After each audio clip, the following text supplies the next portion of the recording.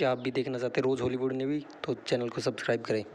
कहानी की शुरुआत पेटुला और टिल्डा नाम की दो लड़कियों को दिखाते हुए होती है जो एक स्ट्रगलिंग आर्टिस्ट थीं और अपना खर्चा निकालने के लिए ड्रग्स की स्मगलिंग भी करती थीं। लेकिन एक दिन वो दोनों न्यूयॉर्क के एक अपार्टमेंट में ड्रग्स के पैकेट को गिन रही होती हैं। तभी वहाँ पुलिस आ जाती है जिससे उन्हें अपना सभी सामान और ड्रग्स वगैरह छोड़कर वहाँ से तुरंत भागना पड़ता है। वो दोनों एक ट्रेन में चढ़ जाती हैं। टिल्डा वहाँ पर अकेले बैठकर मैगजीन पढ़ने लगती है तो वहीं पेटुला अपने ड्रग सप्लायर कोको से फोन पर बात करने के लिए बाथरूम में चली जाती है। कोको उससे कहता है कि मुझे मेरे ड्रग्स के पैसे तुम दोनों से चाहिए, जिसके लिए मैं तुम्हें 48 घंटे का टाइम दे रहा हूँ। क्योंकि पेटुला और टिल्डा ने अपने अपार्टमेंट में ही वो सारा ड्रग्स छोड़ दिया था। अब इन दोनों की बात चल ही रही होती है कि तभी अचानक ट्रेन का टीसी आकर बाथरूम का दरवाजा नॉक करता है। पेटुला के दरवाजा खोलते ही वो पेटुला से ट्रेन की टिकट दिखाने को कहता है, जिस पर पेटुला उसे कहती है कि मेरे पास टिकट नहीं है, लेकिन मैं इसके बदले तुम्हें खुश कर सकती हूँ। जिसके बाद वो दोनों वहीं बाथरूम में इंटीमेट हो जाते हैं। कुछ देर बाद पेटुला टिल्डा के पास आती है और अपनी सीट के नीचे च्युइंगम चिपका देती है और शहर पहुँचते तक वो लोग सो जाते हैं। शहर पहुँचने के बाद वो लोग सड़क पर घूम रहे थे।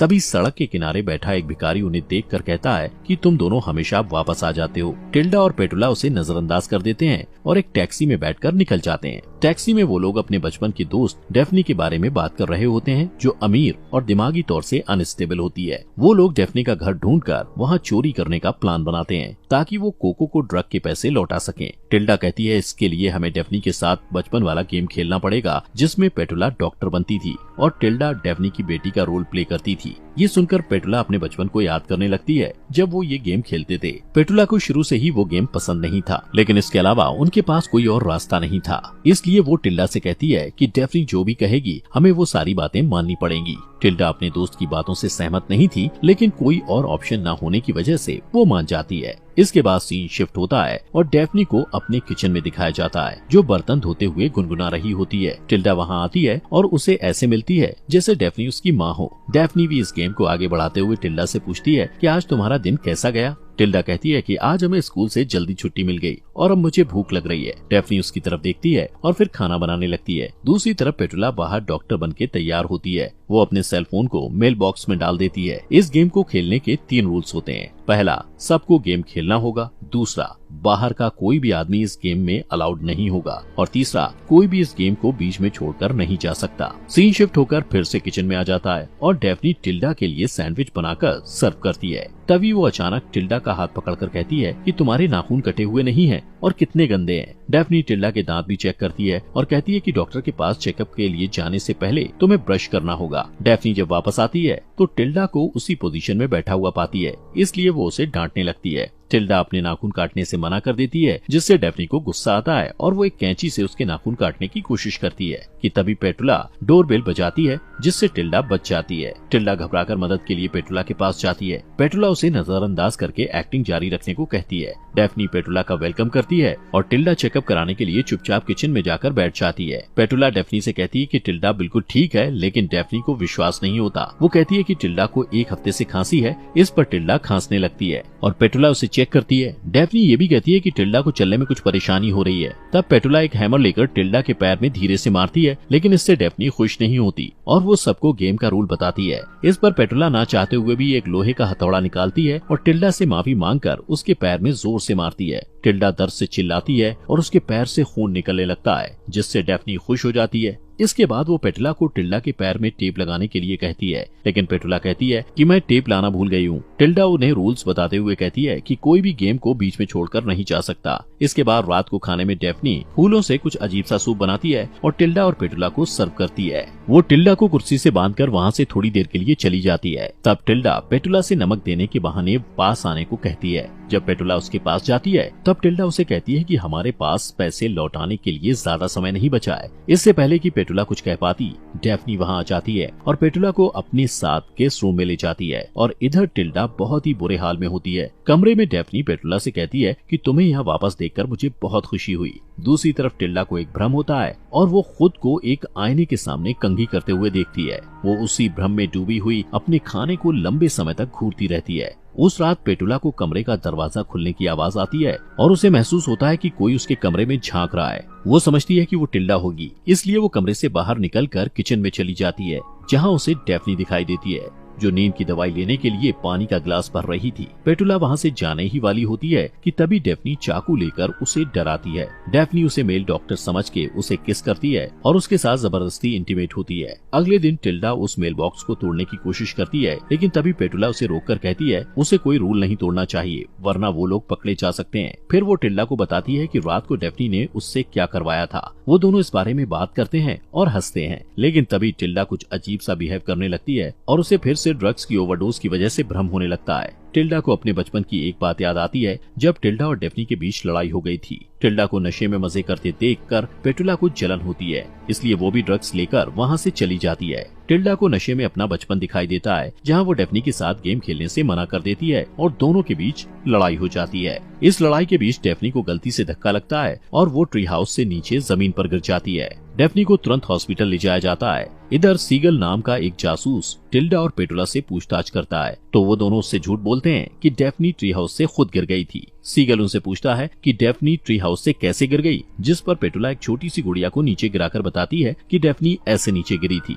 सीगल को दोनों की सच्चाई पर शक होता है और वो डेफनी के कमरे में जाता है, जहाँ डॉक्टर डेफनी की दादी को बताते हैं कि डेफनी ठीक तो है, लेकिन उसके पेट का अंदरूनी हिस्सा डैमेज हो गया है और इस वजह से वो कभी मां नहीं बन पाएगी। सीन फिर से प्रेजेंट में शिफ्ट होता है, जहां डेफनी बाथरूम में होती है और अपने प्रेगनेंसी टेस्ट के रिजल्ट को देखकर मुस्कुराती है। दूसरी तरफ पेटुला के ऊपर भी ड्रग्स का असर हो जाता है और उसे भी भ्रम होता है कि कोई उसके हाथ को जला रहा है। वो घबराई हुई डेफनी के कमरे में पहुंच जाती है। वहां उसे डेफनी के कार की चाबी मिलती है, जिसे लेकर वो बाहर की तरफ भागती है। बाहर उसे टिल्डा मिलती है और वो उसका हाथ पकड़कर कहती है कि हमें जल्दी यहाँ से निकलना होगा। वो लोग कार की तरफ जाते हैं और कार का दरवाजा खोलने ही वाले होते हैं कि तभी वहाँ डेफनी आ जाती है और उन्हें बैट से मारकर बेहोश कर देती है। इस बीच पुलिस स्टेशन में सीगल को किसी का कॉल आता है और वो उससे कहता है कि मैं डेफनी के केस को संभाल लूंगा। इधर टिल्डा और पेटुला को होश आता है, तब वो देखते हैं कि वो लोग चोटियों से बंधे हुए हैं। डेफनी इस खेल को बहुत ज्यादा गंभीर रूप से खेल रही थी और उसे लगता था कि उसकी दोस्त उसकी बेटी है और वो उन दोनों को अपने साथ ही रखना चाहती थी।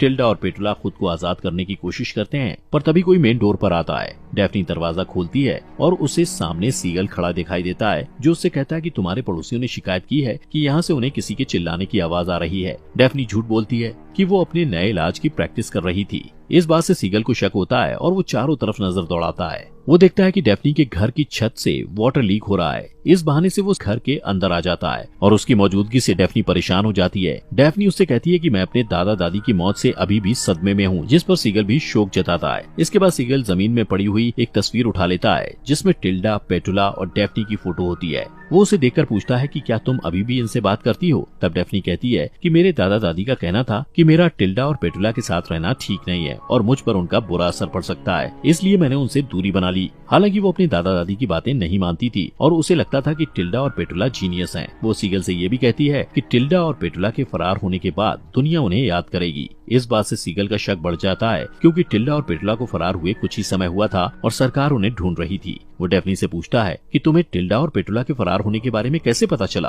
क्योंकि ये खबर कोई नेशनल न्यूज नहीं है, इसलिए ऐसा नहीं हो सकता कि तुमने इसके बारे में कहीं पढ़ा हो। डेफनी के पास इस सवाल का कोई जवाब नहीं होता है, इसलिए वो चुप हो जाती है। तभी सीगल को ऊपर वाले कमरे से कुछ आवाजें आती हैं और वो ऊपर की तरफ जाने लगता है, पर डेफनी उसे रोककर कहती है कि पहले तुम मुझे सर्च वारंट दिखाओ। सीगल के पास सर्च वारंट नहीं होता। तब डेफनी कहती है कि तुम यहाँ से जा सकते हो। सीगल के पास और कोई रास्ता नहीं था, इसलिए वो जाने लगता है, पर जाने से पहले डेफनी को कहता है कि टिल्डा और पेटुला भागे हुए क्रिमिनल्स हैं। उसके जाते ही डेफनी घर के सभी रास्तों को बंद कर देती है। दूसरी तरफ टिल्डा और पेटुला को अभी तक घर की तिजोरी नहीं मिली थी। एक दिन नाश्ते से पहले डेफनी टिल्डा को हाथ धोने के लिए कहती है। टिल्डा चली जाती है और पेटुला डेफनी के साथ अकेली होती है। डेफनी पहेलियों में बातें करने लगती है, जिससे पेटुला उलझन में पड़ जाती है। डेफनी पेटुला से कहती है कि ये तिजोरी तक पहुंचने के लिए सुराग है और तुम इन पहेलियों के जरिए तिजोरी को ढूंढकर पैसे लेकर यहाँ से जा सकती हो। इसके बाद पेटुला टिल्डा के पास जाने के लिए भागती है, लेकिन किचन के बाहर ही टिल्डा उसे मिल जाती है, जो शुरू से उनकी बातें सुन रही थी। टिल्डा उससे कहती है कि ये पहेलियां तिजोरी तक पहुंचने का सुराग है और इसलिए तुम मुझे यहाँ डेफनी के साथ अकेला छोड़कर तिजोरी को ढूंढो।